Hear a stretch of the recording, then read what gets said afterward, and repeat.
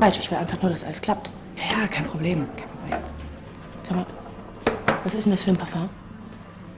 Zu viel Moschus mag er gar nicht. Das ist deins. Quatsch. Obwohl. Stimmt. Alles wird gut, okay? Sorry, tut mir leid, dass ich so kompliziert bin. Vielleicht wär's besser, du fragst ihn einfach, was los ist. Wäre besser, ne? Interessiert jetzt mich doch.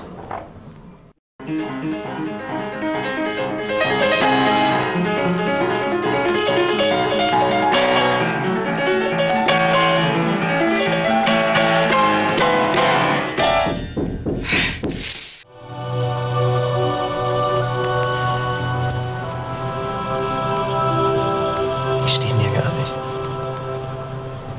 Nein? Schön das Arschloch. Lecken.